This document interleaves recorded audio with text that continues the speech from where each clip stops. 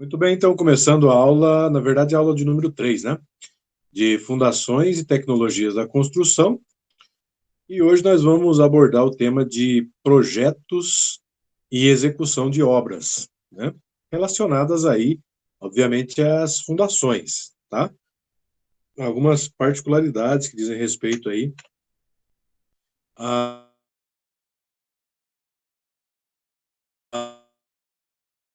à execução, tá? Que é a nossa disciplina. Então, já entrando aí no tema da nossa aula, coloquei aqui uma breve definição disso daí, né?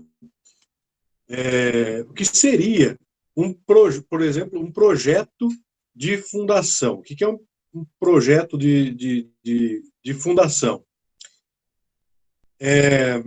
No projeto, qualquer projeto, né, a gente fala de dimensionamentos, de planejamento de uma obra, né? No projeto de fundação não é diferente, né? Nós estamos falando aqui de dimensionamento e de representações da própria fundação, né? E o que é a fundação? Né? Numa edificação qualquer, a fundação é a parte que vai sustentar toda a carga presente em uma edificação. Então, aqui diz assim, ó, a estrutura que serve de base para edificar e é responsável por transmitir as cargas da superestrutura para o solo. Tá? Superestrutura é tudo aquilo que está acima do solo. Tá? A Emily está entrando. Então, a superestrutura é isso, tudo que está acima, né? Do solo, compreende a superestrutura de uma edificação, tá? Então, o projeto, né? Quando a gente fala projeto, a gente está falando não só daquele desenho no papel, né? Costumeiramente as pessoas falam isso, chamam, né? Só o desenho de projeto. Ah, você tem um projeto tal da tua casa, entende só inclusive, né? É muito mal, como é que eu digo assim, mal compreendido, né? Essa questão, e as pessoas entendem que o projeto é só o arquitetônico, e na realidade não. Todas as partes, todos os setores de uma edificação, elas têm que ser contempladas com projetos.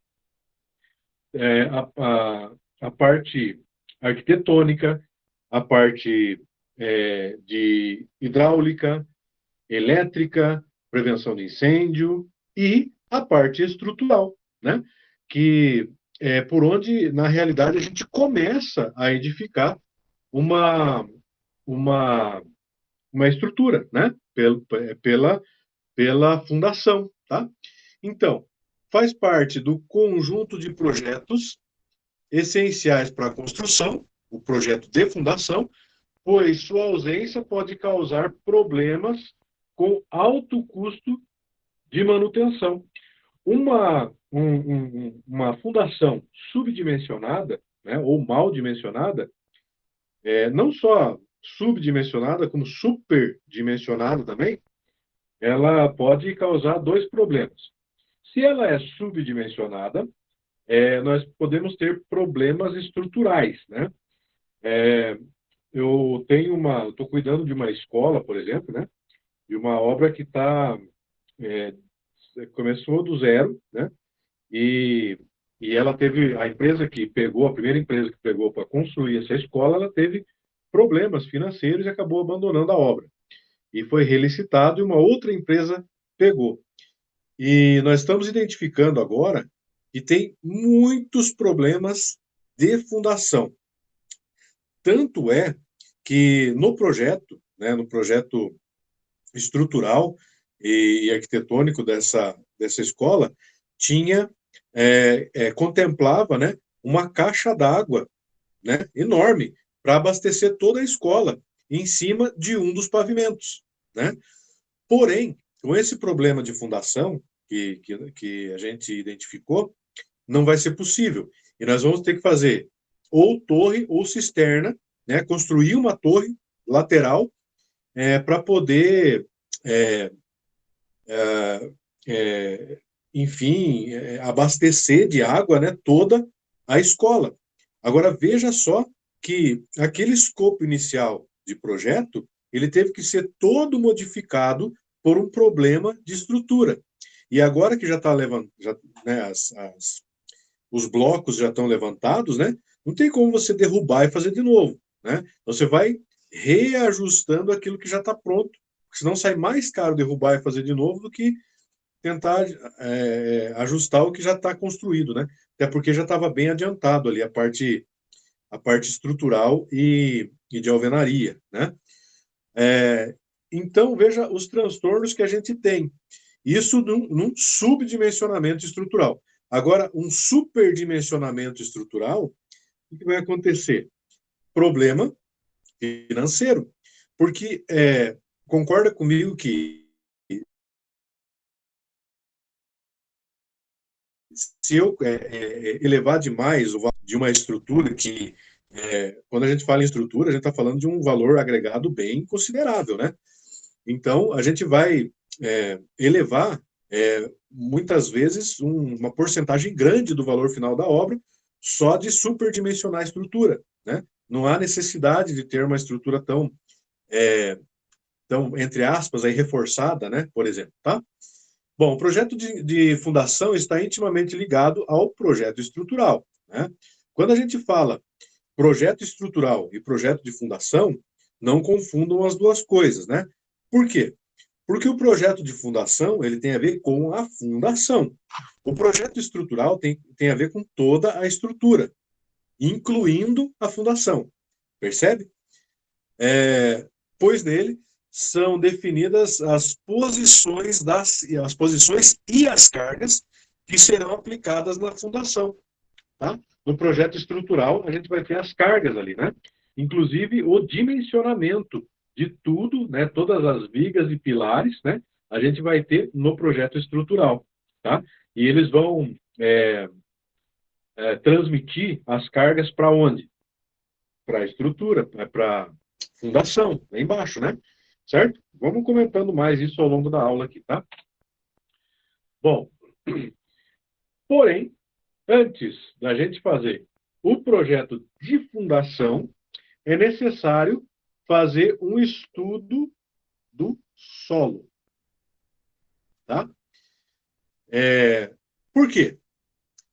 Porque você tem que entender se aquele solo daquele terreno vai suportar a carga, né, vai suportar as cargas que a gente tem na estrutura a ser construída, né? Então, imagine se a gente tem um solo muito arenoso ou se a gente tem um solo muito úmido, né? Eu já vi, por exemplo, construírem edificações num solo muito, quase um lodo, o solo, né? Então, acaba modificando toda a fundação a ser construída, né? O que você vai construir ali? Vai colocar um radier, vai colocar uma sapata corrida, entendeu? Você pode ter problemas estruturais na obra inteira, dependendo da fundação que você escolhe, se ela não for adequada para aquele terreno, tá? Vai exigir compactação do solo, né? Entendeu? Vai exigir aterro. Aterro é aquele negócio, né? Tem que ter uma boa compactação para não recalcar, né? Bom, além de saber com exatidão as cotas finas do projeto, sendo de extrema importância para a execução da obra. Deixa eu só ver se tem alguém que me respondeu aqui. Não, acho que todo mundo viu lá, né? No grupo que eu estou aqui no Meet. Nós estamos em 1, 2, 3, 4 agora. Acho que falta. Deixa eu ver quem que está faltando aqui. Só um momentinho lá, pessoal. 1, 2, 3, 4. Falta uma pessoa só. Mas tudo bem, vamos tocando por aqui. Eu estou gravando a aula, depois eu posto lá no YouTube para vocês no LMS, tá? Bom, por que é importante fazer um projeto de fundação, tá? Primeiro, que projeto estrutural o buraco é mais embaixo, né? Então, não é assim, todo mundo que se adapta em fazer projeto estrutural. Aqueles engenheiros que gostam de cálculo é o caminho, né? Trabalhar com estrutura, né? É o caminho para quem gosta de calcular, para quem gosta de se fechar lá no seu mundo de cálculo lá, né? E calcular. É isso daí. Para quem, como eu já disse para vocês, né? Infelizmente, não tem espaço para todo mundo calcular a todo momento, no caso da engenharia, né? Na engenharia, a gente tem muito mais demandas que não exigem cálculo, mas exigem raciocínio, né? Lógico e matemático também, porém, é muito mais resolução de, de, de, de, de problemas, vamos dizer assim, né?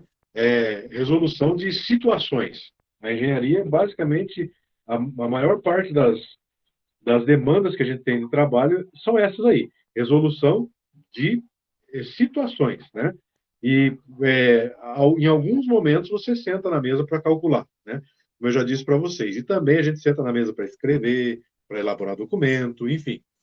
Mas aqui seria um ramo interessante para quem gosta de cálculo, né? Para quê? Fazer um projeto de fundação. Primeiro, segurança. Em que sentido? Segurança, né? Se um projeto adequado há risco de perda do investimento, até mesmo de vidas, imagine que você está trabalhando diretamente com a segurança, né? Em época de chuvas, é muito comum ouvir notícias sobre deslizamento de terra, mortes em decorrência de acidentes, né? Que poderiam ser evitados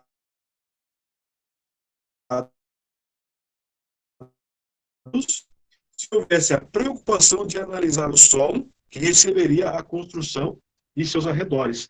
Então, é muito comum a gente ver notícias, né, das regiões que sofreram por esse tipo de catástrofe aí, né, de colapso, tá? O terreno não era assim tão adequado ou tão firme, né, a ponto de poder executar uma obra de construção ali. E o terreno acabou se desprendendo, né? Então, é muito importante fazer um estudo prévio do solo, dependendo da declividade do terreno, né? Se é adequado para uma obra de engenharia com segurança ou não. Então, tudo depende ali desse estudo prévio, tá?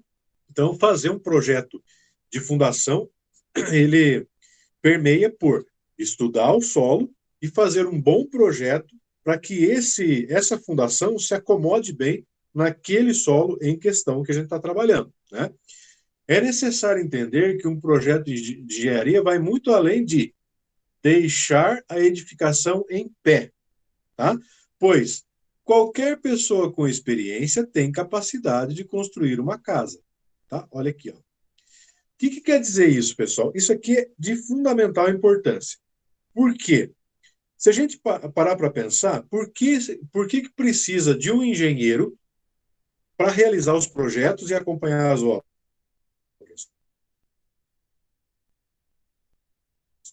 Por quê? Sendo que o pedreiro, né, ele consegue construir a casa sozinho, sem acompanhamento de ninguém. Então, por que precisa de engenheiro? Se o em pé, tá? Qualquer pessoa com um mínimo de experiência em edificação, ela consegue construir uma casa. A gente vê até em rede social aí, pessoas construindo casa com bambu, com barro, aquele taipa, né? Enfim, então, qual é a necessidade de ter um engenheiro, tá? Então, veja, o engenheiro ele é responsável por, olha só, primeiro, a segurança da edificação, segundo, a, o custo que vai ter para essa edificação, tá? E terceiro, para o conforto do usuário da edificação. Em que sentido? Imagine que o primeiro, né? Segurança. o usuário ele tem que ter segurança de que ele vai utilizar aquela edificação projetada por um engenheiro sem correr risco de colapso, né? Então, em primeiro lugar, segurança. Segundo lugar, custo. É muito comum, quando o planejamento não é bem feito, quando o projeto não é bem feito, quando o orçamento não é bem feito, ou faltar material, muito comum, a gente vê por aí isso, né?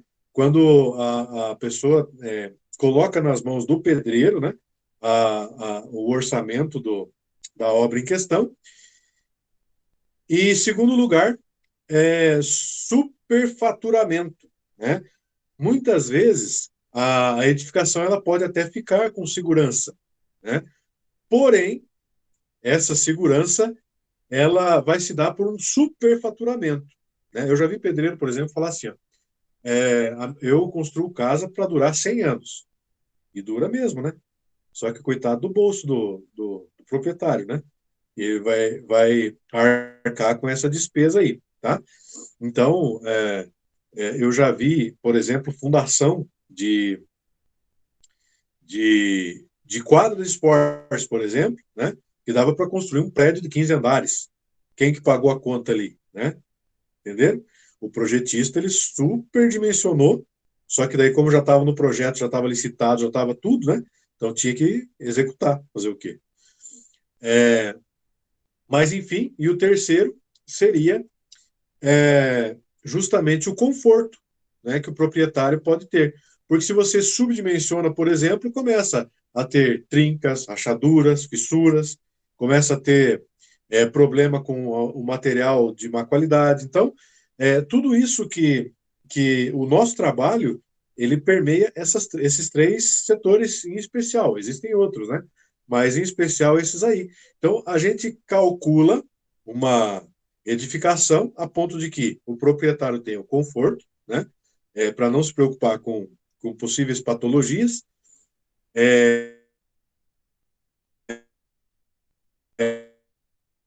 Então, a gente ajusta o projeto às condições financeiras do proprietário, né? Então, dessa forma, a gente não deixa nas mãos de pessoas que não tiveram um treinamento técnico adequado, principalmente de projeto e cálculo, né? Para que essas pessoas fiquem responsáveis pelo andamento de uma obra, né? E sim, os engenheiros que estudaram para isso, né? O objetivo dos projetos é o mesmo, porém sempre buscando melhor solução possível, sem abrir mão do quê? Economia, segurança e funcionalidade, que é aquilo que a gente já acabou de comentar, tá? Bom, a economia. Muita gente fala assim, puxa, investir no planejamento, né? Significa investir, tá? Então, qualquer pessoa que fala assim, ó, você vai ter que fazer um planejamento, um projeto e um orçamento. Ah, mas vai ter que pagar? Para o pedreiro eu não preciso pagar, né, para fazer. Mas para o engenheiro eu tenho que pagar, e não é barato, né? Só que o que significa aí, ó? Economizar na obra. Por quê? Porque você vai evitar o surgimento de patologias, né? Quando eu digo você, o proprietário, né? Com a elaboração do projeto de fundação, é possível saber exatamente quanto material será necessário, quanto de terra vai ter que ser movimentada, evitar o superdimensionamento dos elementos, e é possível prever o gasto com mão de obra, a partir do orçamento, né? Então, utilizando-se das tabelas, né, de orçamentos, tabelas orçamentárias, como a SINAP, por exemplo, eu utilizo a da PRED, né, da Paraná Edificações, né? Então, a gente consegue prever tudo aquilo que vai acontecer na obra. Diferente se a gente não planejar nada, né? Vai construindo, à medida que vai construindo, vai comprando material, vai colocando, vai fazendo, sem planejamento nenhum, você não sabe nem se o dinheiro vai dar daí, né? Então, é importantíssimo planejar, fazer um projeto justamente na questão econômica para você evitar todo esse tipo de transtorno, né? Falando sobre o estudo do solo, tá? Antes de qualquer decisão sobre o projeto de fundação, é necessário analisar o local, ou seja, o terreno, né? Identificar os estudos, projetos e ensaios necessários de acordo com a função do tipo de empreendimento. Então, eu tenho que fazer teste, né? Contratar uma empresa mesmo para fazer os testes, né? Para ver se aquele solo ele suporta a, a, a fundação que eu quero projetar, ou dependendo do solo, eu escolher a fundação adequada, tá? O terreno é um fator determinante nas soluções que serão adotadas durante o projeto. Por exemplo, a fundação sobre um terreno de solo argiloso dificilmente será a mesma utilizada sobre um terreno de solo arenoso. Qual que é a diferença do solo argiloso e do solo arenoso? Um é mais poroso que o outro, ou seja, um aguenta mais cargas do que o outro, né? Então, o teste de, de solo, né? O ensaio de solo, ele é importante para isso. Então, alguns fatores determinantes para as demais etapas do projeto de fundação são perfil do solo, nível do lençol freático, né? Nesse teste aqui, faltou um pedaço, tá? Ele está para esse lado aqui, ó, o nível do lençol freático, mas ele deve estar mais ou menos por aqui, assim, o lençol freático. Já eu falo um pouquinho sobre esse teste aqui. A composição, a compactação que tem que ser feita no solo, a profundidade de rocha, se houver, entre outros. Então, imagine que é uma rocha bem superficial ali e você quer fazer uma sapata, vai quebrar a rocha, não vai conseguir, né? Tá? Fazer uma estaca na rocha, não consegue, perfurar com broca, entendeu? Então você tem que prever tudo isso. Onde é que estão as rochas, se o solo é mais rochoso, se ele é mais argiloso, se ele é mais arenoso, se existe um grande fator de umidade, né? E se tiver uma umidade muito acentuada, você vai ter, assim, com toda certeza, você vai ter problema de umidade por capilaridade, né? A água vai, exudação, né? Ela vai subir e você vai ter problema com revestimento de alvenaria, você vai ter problema de estrutura também, chega ao ponto até de esfarelar os fechamentos, dependendo da umidade que você tem ali no local, né? Mas esse teste de SPT aqui, por exemplo, né? Aqui, ó, veja que aqui a gente tem o número de golpes, né? Que são necessários para o estaqueamento, né? Desse local. Então, a partir de 3 metros aqui, ó, perceba que já começa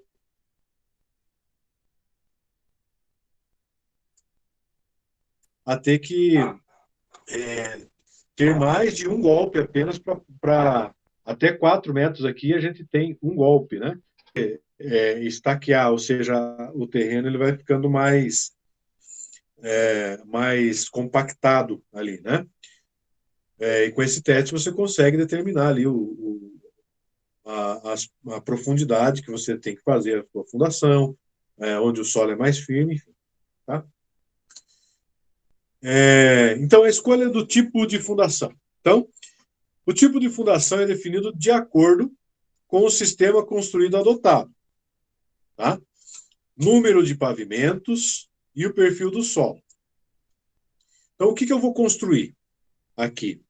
Eu vou construir uma edificação térrea, eu vou construir um sobrado, eu vou construir um prédio.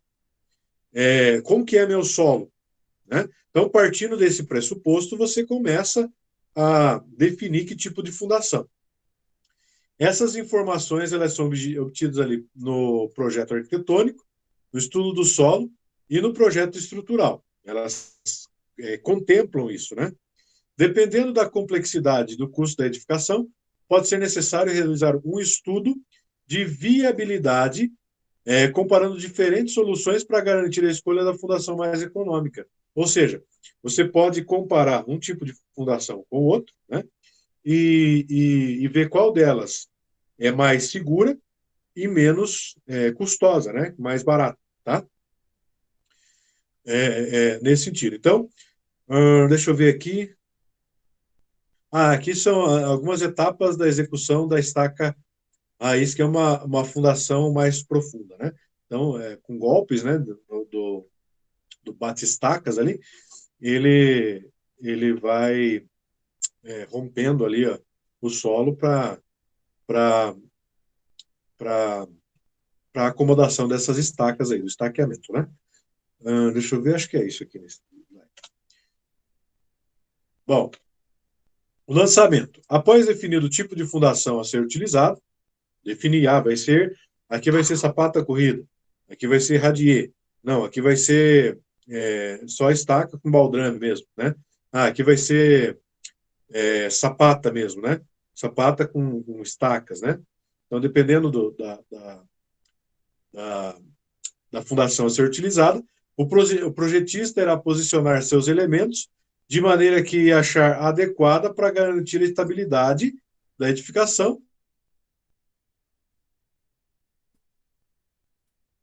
Sapatas, né? Então, eu tenho lá uma edificação com X metros quadrados e eu identifiquei que eu vou ter que fazer 8 estacas ali. Estacas não, sapatas, né? Por exemplo, tá? Então, você vai agora acondicionar para distribuir as cargas ali, né? Então, você sabe que você tem uma região ali que você tem laje, na outra região você não tem laje. Então, a região que tem laje, ela vai ter ou um pavimento ou é laje de forro, né? Mas ela vai ter uma carga um pouquinho maior, porque ali provavelmente vai ter uma caixa d'água, entendeu? Então, aí você vai distribuindo. Então, ali, de repente, precisa de duas, né? Naquela região da edificação, duas sapatas, e assim você vai, tá? E esse tipo de coisa, pessoal, sapata corrida, estaca, radier, tudo é calculado, tá? Tudo tem técnicas de cálculo para fazer. Isso aí a gente vai ver mais na frente lá, tá? Depois, passamos para o dimensionamento. Nesta etapa, acabei de falar isso, ó, são calculados os elementos da fundação de acordo com o posicionamento da planta e das cargas, que eu acabei de falar, né, e obtidas no projeto estrutural. É necessário levar em consideração também a resistência do solo definida no estudo do solo. Então, eu já sei ali o solo, como é que está, né? Então, eu sei que o solo, por exemplo, ele é homogêneo, tá? Ele é um solo argiloso, um solo firme, compacto, né? É, e eu vou construir ali vou colocar essas 8 sapatas, né? Então, se o solo ele é homogêneo, então eu posso colocar essa laje num lado da edificação que não vai fazer diferença, né? Agora imagine se o solo não é homogêneo e eu tenho um setor do solo que é argiloso e o outro arenoso, né? Você há de convir comigo que se você colocar ali uma laje no mais arenoso, você pode ter problema. Você vai ter que fazer uma fundação diferenciada ali, né? Para poder acomodar isso daí. Você vai ter que estudar ali para poder ver como agir da melhor forma naquele ponto em específico, né? Ou então, de repente, tem uma, um lençol freático muito próximo da superfície ali, e você vai, ao escavar, você vai minar água ali, né? Então, tudo isso você tem que ficar atento, né?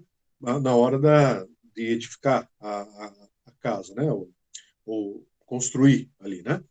O detalhamento. Após o dimensionamento, é necessário representar as informações de projeto para que o construtor possa executá-lo. Para isso, são criadas as pranchas de detalhamento de lajes, de vigas, de pilares e também a planta de formas. Por quê? Vou construir de concreto armado, então tem que ter a planta de formas, né?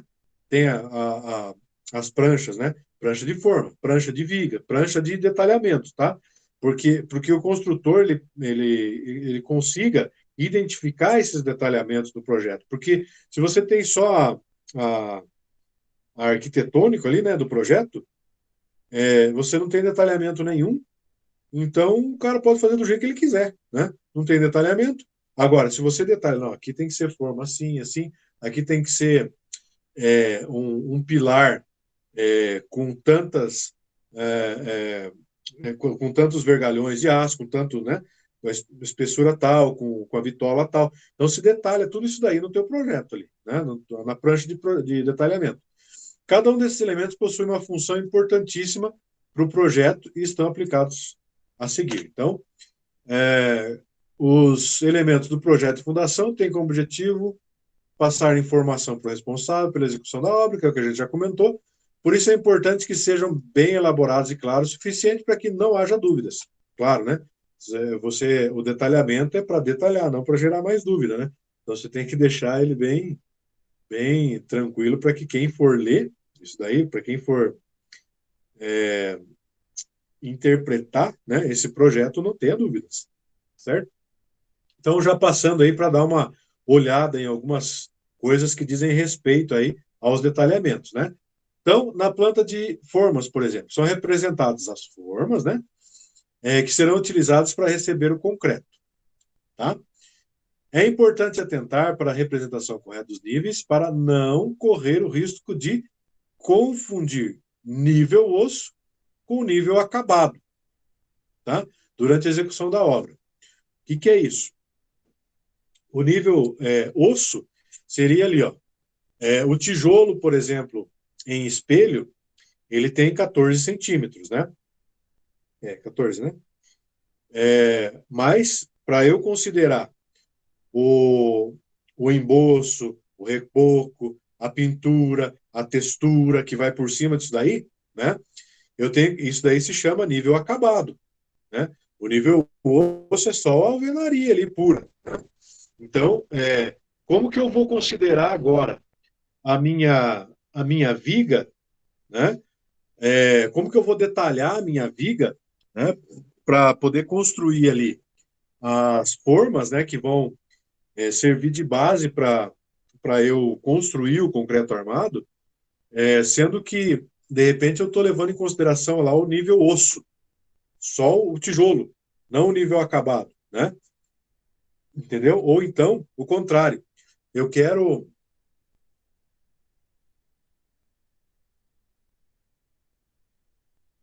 que essa pilar, vamos pegar pilar melhor, né?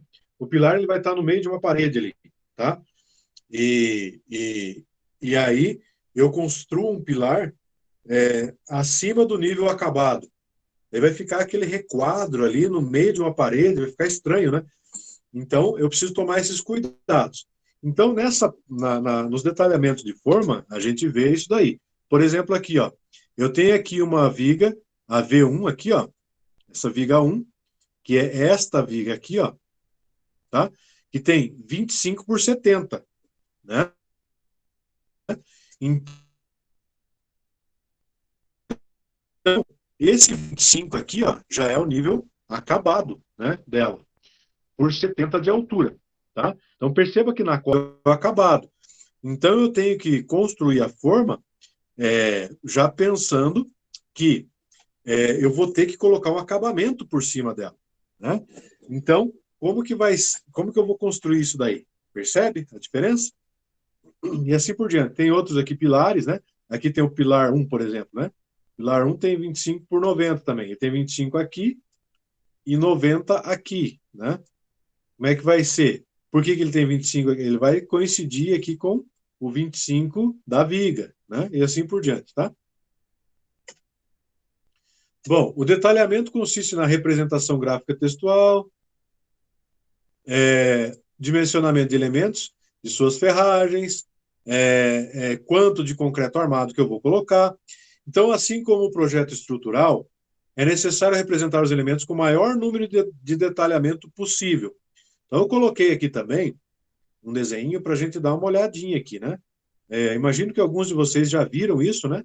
Deixa eu ver se eu consigo colocar uma cor mais clara aqui para eu poder ver se vai ficar melhor. Vai ficar melhor, sim. Então, deixa eu ver algum exemplo aqui. Vou pegar. Ó, vou pegar esse aqui, ó. Isso daqui, esse pedacinho aqui, ó. Ele está me dizendo ali que eu vou ter duas barras com φ de 5, tá? nessa barra aqui, ó. Essa barra aqui de cima, que ele está representando aqui, ó, essa barra aqui de cima, ela vai ter uma ferragem, um vergalhão de 5 milímetros, né? Eu não sei se eu tinha um aqui, não sei se está aqui, deixa eu ver se eu... Esse aqui... esse aqui é de 5 milímetros, ó. Ó. Um vergalhãozinho, né? Pequenininho em cima. Por quê? Muito provavelmente, essa viga aqui, ela não tem nenhum pilar no meio dela. Por isso que ele está colocando uma diferença aqui de, de ferragem. Olha aqui embaixo, onde nós temos o momento, né? Aqui. Então, são duas barras com fio de 8, tá? Então, então são 4 barras nessa viga, né? Essa viga é de 14 por 30, né? Tá aqui, ó, 14 por 30, e ela tem 4 barras só, né? Em cima com fio de 5 e embaixo com fio de 8, tá? Deixa eu ver aqui, ó, tem o corte aqui, onde a gente tem o detalhamento dos estribos, né? Ali. Então, olha aqui embaixo, ó, os estribos. A minha viga aqui, ó, tem 14 por 30 de altura. Olha o estribo ali dentro dela, ali, ó, tá vendo? Que está detalhado aqui embaixo. Então, veja aqui, ó, o estribo ele vai ter 8 por 24. São 21 estribos, né, 21 barrinhas, né, com um fio de 5 também, tá? Então, você vai olhando aqui e você vai administrando, né, não é gancho, fugiu o nome aqui agora, daquele que vai a ancoragem ali da minha viga, né? Que vai ancorar na laje. Fugiu o nome certinho disso aqui agora. Mas eu tenho 2 ancoragens dessa também com fio de 8, com um comprimento de 74 centímetros, tá? Acho que eu não falei, né, do comprimento aqui, ó. Aqui tem 2 metros e 25, tá? E aqui tem 75 centímetros, que você vai fazer a torção dele para poder fazer ali, construir, né, os estribos e tudo. Então, no projeto aqui, ó, aqui nós estamos falando da V23, da viga 23, com escala de 1 por 50, tá? Então, tem todas as informações ali que o construtor pode olhar ali, bater o olho e saber, opa, já sei o que está querendo dizer aqui, bora lá construir, porque está tudo bem claro aqui, bem certinho, tá? Memorial descritivo, né? Deixa eu mudar aqui agora, porque senão agora ninguém vai enxergar de amarelo, né? No memorial descritivo são especificados os métodos construtivos a serem utilizados, os materiais, os equipamentos e as demais informações necessárias para a correta execução do projeto de fundação. Olha aí, ó. O que é o memorial descritivo?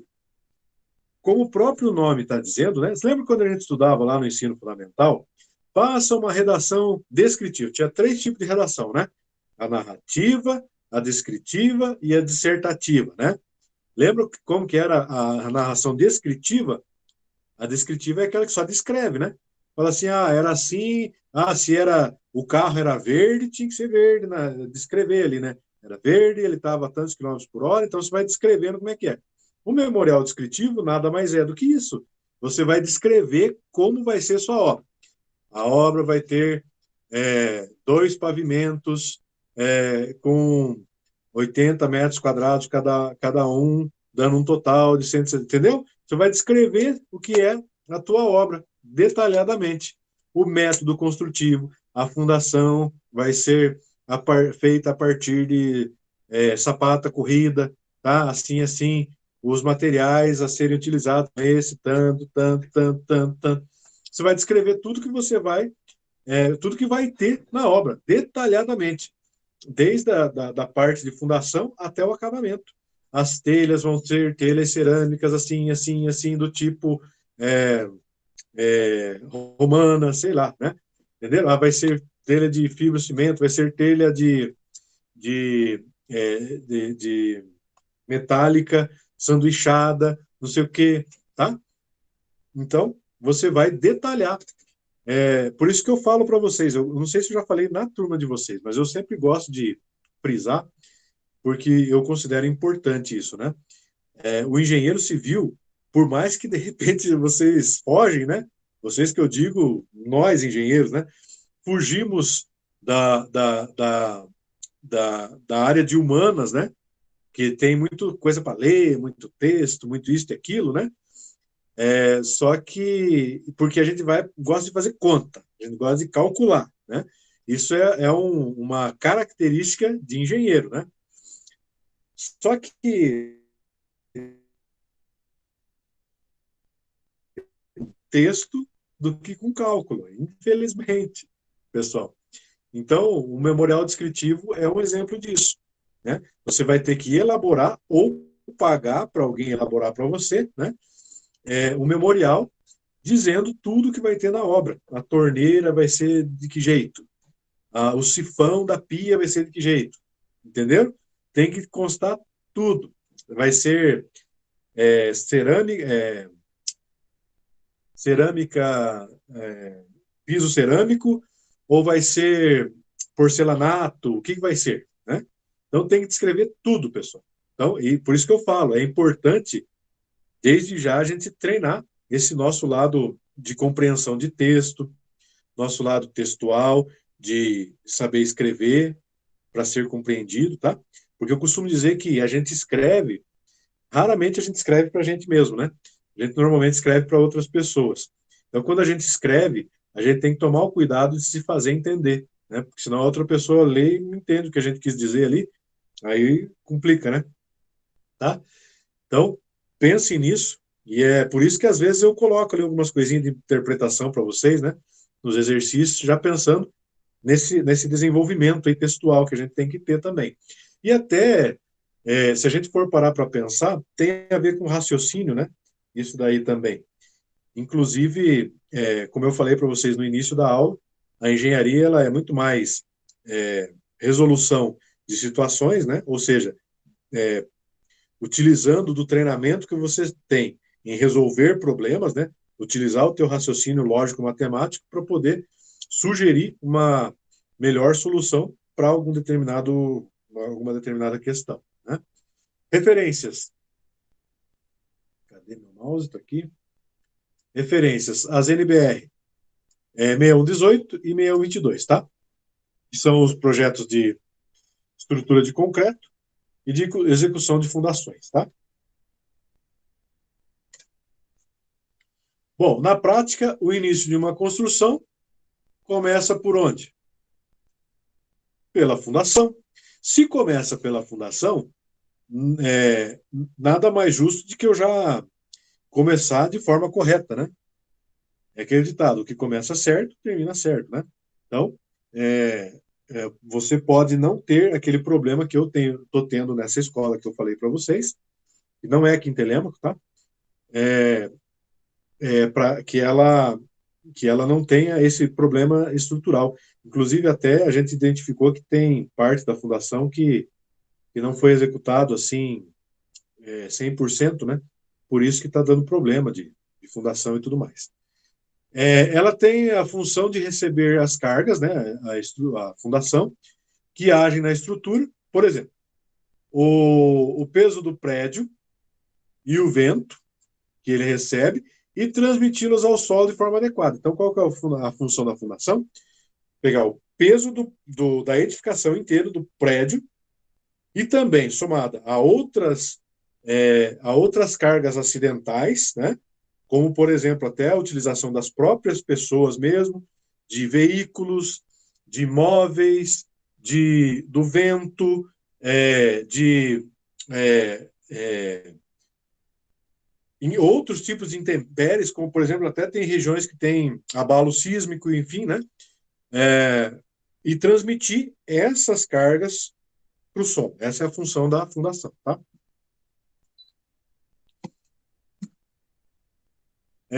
Quando o solo tem boa resistência, ou seja, quando ele deforma pouco, e não está saturado, que é aquilo que eu falei para vocês, né, que é cheio d'água, é possível executar a chamada sapata corrida, ou as sapatas isoladas, tá?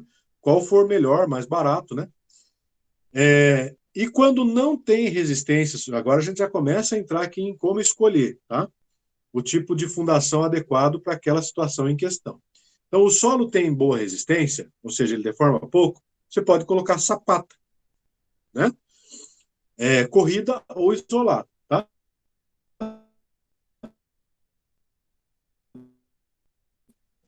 Tá vendo, Miguel? E quando não tem resistência suficiente, ou é muito deformável, nos primeiros 3 a 5 metros de profundidade, tá? Então, quando isso acontece, eu posso ainda utilizar essa pata. Quando ele ainda não é tão resistente, ou é muito deformável, nos 3 a 5 primeiros metros. Então, numa distância não tão grande, né? Nossa, só um pouquinho lá, pessoal.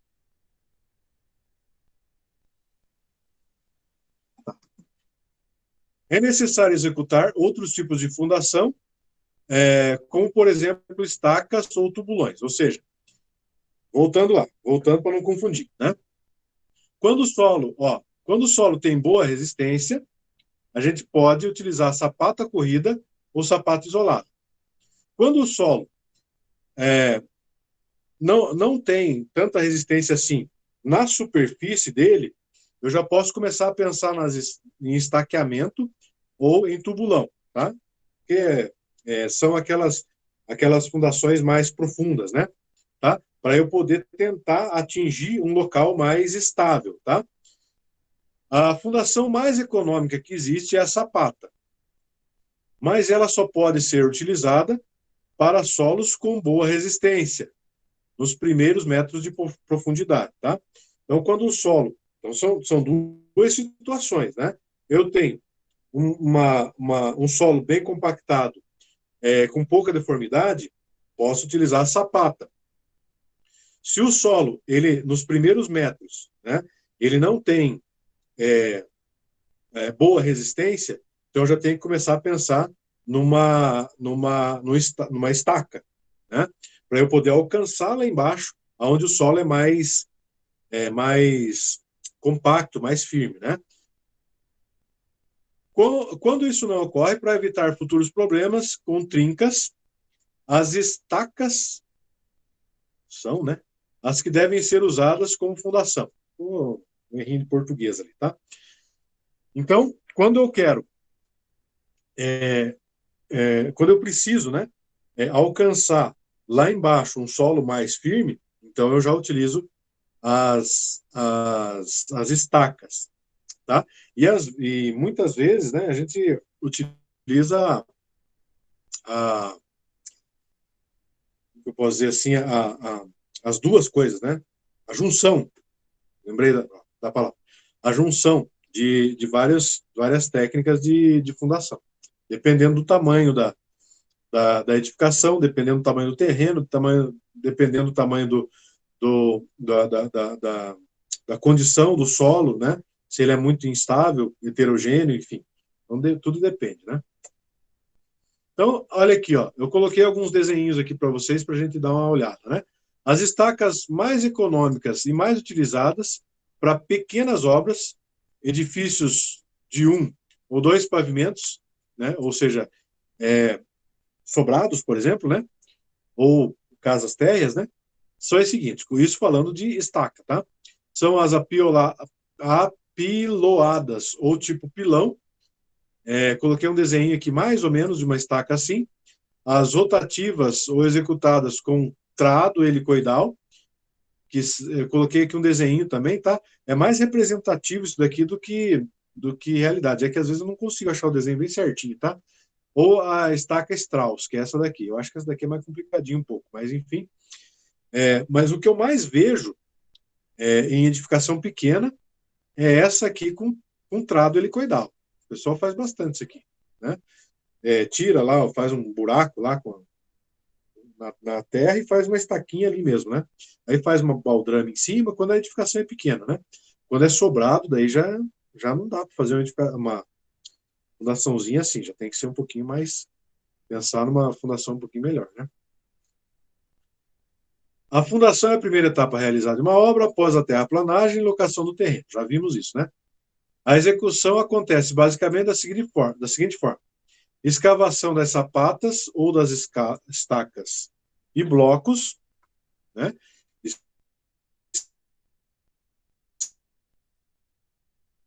Colocam-se armaduras, ou seja, as ferragens, e depois concreta-se essas valas com, com ferragem e tudo, né? Tá? Então, cava-se, coloca a ferragem e depois concreta tudo, tá? É assim que faz o procedimento de, de sapata, né? E de, de qualquer tipo de fundação, enfim. Bom, ainda falando da execução de fundação, é bom lembrar que não é possível concretar quando as valas e os furos estão cheios de água. Isso aqui é importante, pessoal, porque assim, ó, choveu, mas é na hora que enche as valas, né? Então você tem que retirar a água, porque você não vai concretar com água ali, né? Por quê? Né? Porque você sabe que água em excesso no concreto vai complicar a resistência dele, né? A ABNT, através da norma NBR 6122, que trata de projeto de execução de fundação, é uma daquelas que a gente viu ali atrás. Recomenda-se que seja realizada, antes do início de qualquer obra, a sondagem de simples reconhecimento da sondagem SPT, que a gente viu ali atrás, né? Standard Penetration Test. Isso é necessário para que se possa conhecer as propriedades do solo, ou seja, resistência, posição do nível de água, escolher o tipo de fundação mais adequado. Então, a gente já está basicamente repetindo o que a gente já falou, né? O custo da execução da sondagem do terreno é pequeno se comparado ao custo da obra como um todo. Ou seja,